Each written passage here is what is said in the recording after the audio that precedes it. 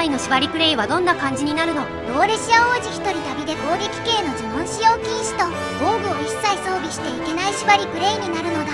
これはかなり厳しそうな感じですね。初見プレイでこれで最後までやっていく自信があまりないが、できるだけこの縛りでやっていくのだ。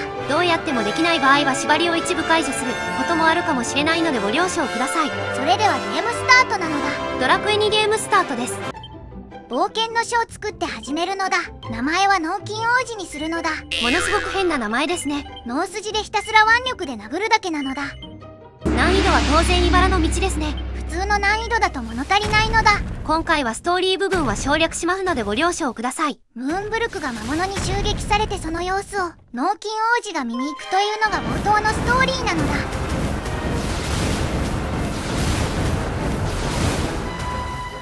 なんとか生き残ったムーンブルク兵がローレシア王に魔物に襲われたことを伝えますね。あんなに遠いローレシアに行ける体力がすごいのだ。あんなに体力があるなら魔物を倒せばいいのに。それかサマルトリアがローレシアより近いのでサマルトリア先に行った方が良かったのだ。ムーブルクは遅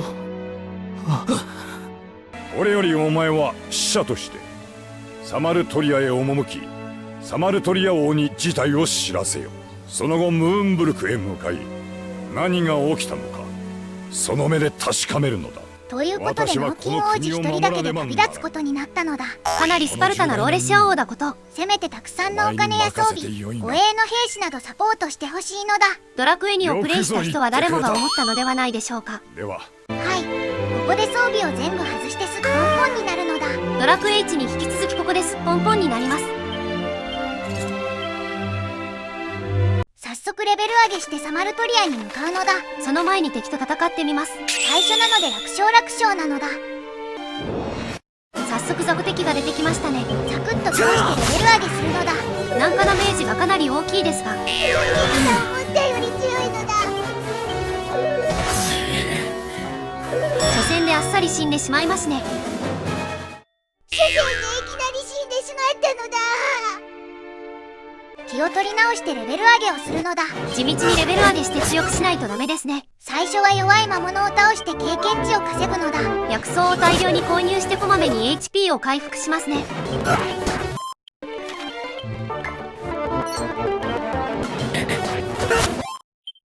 うやくレベル2になったのだ。これでもまだまだ弱くレベル上げが必要ですね。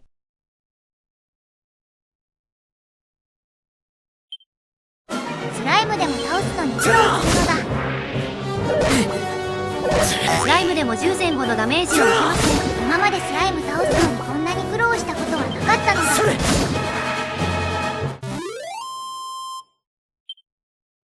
ようやくレベル3になりましたね。身の守りと素早さが結構上がったのだ。薬草が8ゴールド、宿屋に泊まるのに8ゴールドかかりますが、序盤はその8ゴールド稼ぐ前に HP が減って瀕死になりますね。序盤は薬草を使いまくってゴールドの収支が赤字になるのだ。ただ序盤は所持ゴールドが結構あるので、ゴールド尽きる前にレベル上げして強くできるかですね。レベルが上がると少しずつ強くなっていくのだ。すぐには全滅しなくなりましたね。序盤の敵はだいたい一撃で倒せるようになったのだ。レベルが5になりました。そろそろサマルトリアに向かって出発するのだ。まずはローレシアからリリサの村へ向かいます。薬草もたくさん買ったので多分大丈夫なのだ。レベル上げたので敵もそこまで強くないですね。レベル上げの賜物なのだ。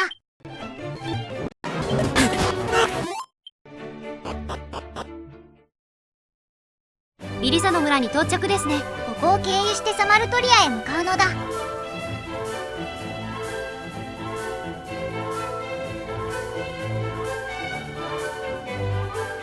リリサの村は特にイベントはないので、すぐにサマルトリアへ行きます。この辺りから敵が強くなってくるのだ。瀕死の重傷になっていますね。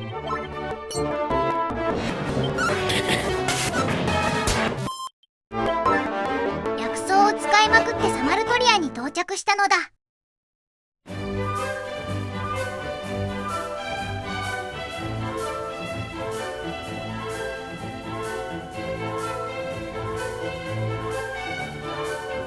まずは勇者の泉へ向かい、我が息子を連れ戻してくれまいか。サマルトリア王子を探しに勇者の泉に向かうことになったのだ。なぜかこちらが探しに行くことになりますね。ごめんなさいね。余計な手間をかけさせます。余計な手間なのだ。あとサマルトリア王女が無理やり仲間になりますね。一人旅縛りですが、どんなに拒否しても無理やり仲間になるのでご了承くださいなのだ。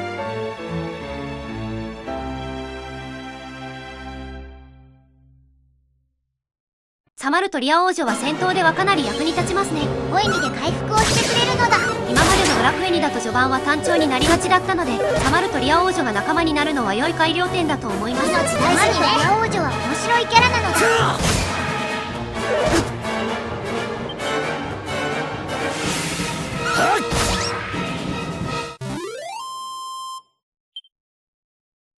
レベルが6に上がりました。レベルが順調に上がって勇者の泉にやってきたのだ。ここにサマルトリアの王子がいるのかな。わあ、結構強い敵が集団で出てきたのだ。これはサマルトリア王女がいても勝てるのかな。眠りアタックで眠らせてナイスなのだ。サマルトリア王女はいくらダメージを受けても HP ゼロになってやられることはないですね。だったらサマルトリア王女を魔物のおとりにするのだ。おいおい、それ。サマルトリア王女が変なことをしているのだ。特に何もなかったですね。たまに遊び人みたいなことをやっているのだ。燃えたぎれ。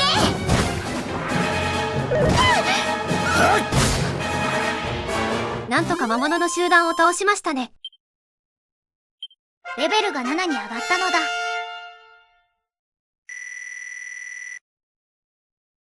力ためを覚えましたね。攻撃系の特技ではないので今回は使っても OK なのだ。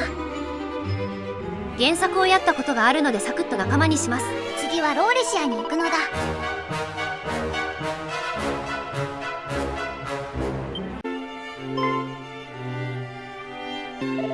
まあ予想通りですね。次はサマルトリアへ行くのだ。その前にお金を貯めていたので鉄の槍を購入します。序盤では重宝する脳筋王子の武器なのだ。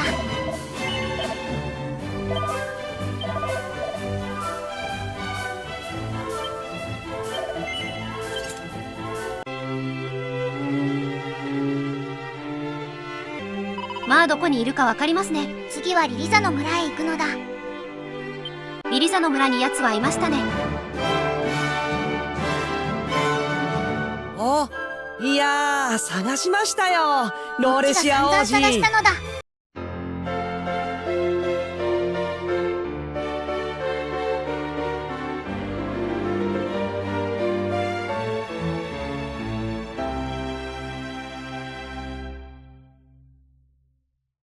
サマルトリア王子には退場してもらうので装備を全部外して作戦は俺に任せろにします。結構残酷なことをするのだ。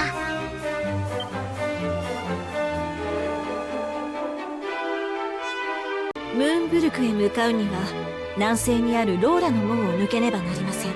門はサマルトリアの兵が警備しています。この通行証をお渡ししておきましょう。次はローラの門を経由してムーンブルクへ向かうのだ。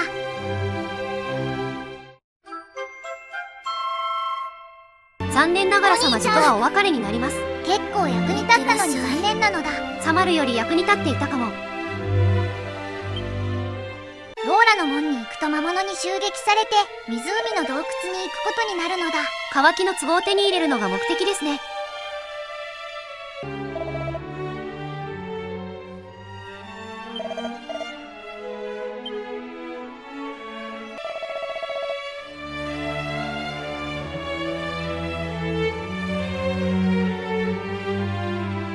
よし、サマルを棺桶にしてから洞窟へ向かうのだ。イベントごとに自動的に復活するので棺桶にするのが意外と大変ですね。洞窟に行く前に少しレベル上げるするのだ。分担槍が3回出現してきましたね。鉄の槍で一撃必殺なのだ。敵から受けるダメージがでかいですね。2発で瀕死の重傷なのだ。あと一発で昇天しますね。なんとか倒したのだ。レベル8に上がりましたね。力がガンガン上がっていくのだ。さすが脳筋王子ですね。湖の洞窟に突入なのだ。士がやられていますね。奥にボスがいそうなのだ。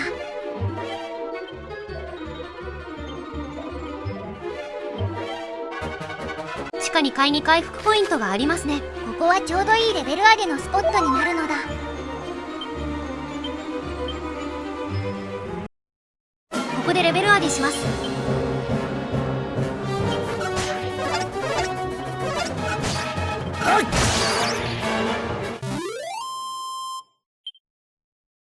レベルが9になったのだ。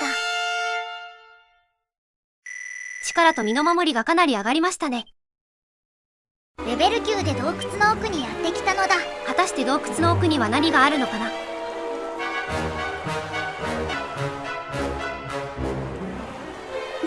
なんか怪しい魔物が2体いるのだ。アブーラとかタブーラという名前らしいですね。ふざけた名前なのだ。ドラクエ2リメイクで追加されたボスですね。ふざけた名前のボスと対決するのだ。ボスとの戦闘は仲間が勝手に復活するので武器防具を一切装備せず、作戦を俺に任せろにしてすぐやられるようにするのだ。ボス戦後に脳筋王子1人だけ生き残った状態になれば OK とします。脳筋王子のうめき声がかなりのダメージを物語ってますね。でもギラでパーティ全滅のピンチですね。ホイミ。こ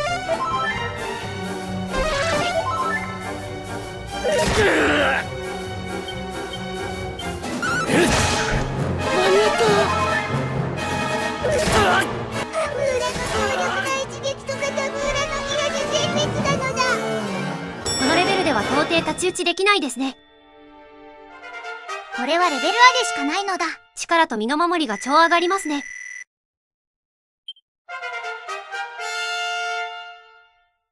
ドラクエ1の勇者よりすごいのだ。さすが脳筋王子ですね。ドラクエ1勇者の血を受け継いでいるのだ。ドロルという魔物がここでは強敵ですね。魔物の一撃で30以上のダメージを受けることがあるのだ。でもなんとか倒せましたね。レベルも上がって順調なのだ。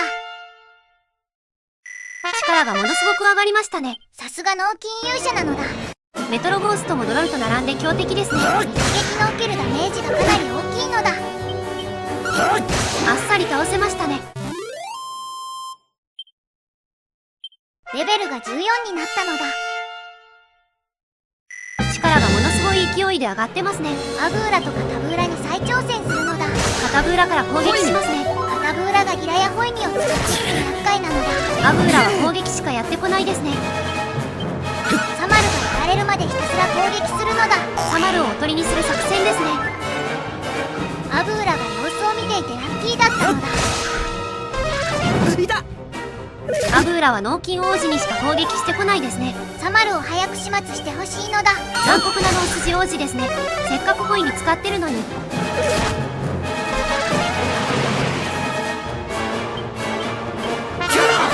アブーラをやっつけたのだ。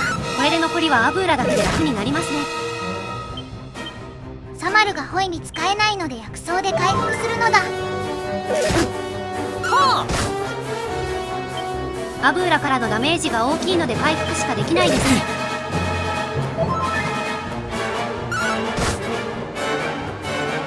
これで攻撃できるようになるのだ。あとはしばらく攻撃していきます。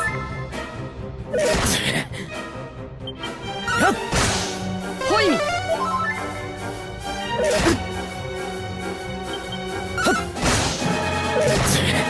安心して。ようやくアブーラの体力が減ってきたのだ。あともう少しですね。アブーラをあともう少しで倒せそうだがサマルが生きているのだ。サマルが生きている状態でアブーラを倒すとアウトです。サマルがやられるまで回復に専念するのだ。一人旅は意外と厄介ですね。ややっとサマルの顔がやられたのだ。味方がやられることを喜ぶ脳筋王子。缶オケになったのであとは攻撃してアブーラを倒すのだ。果たしてアブーラを倒すことができるのか。やった。アブーラとかタブーラをやっつけたのだ。初めてのボス戦でかなり苦労しましたね。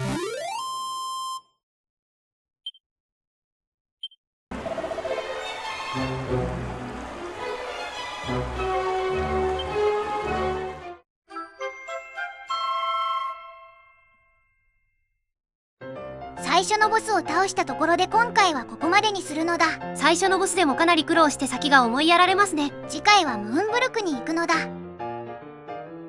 それではここまでにします。最後までご視聴ありがとうなのだ。いいねとチャンネル登録よろしくお願いします。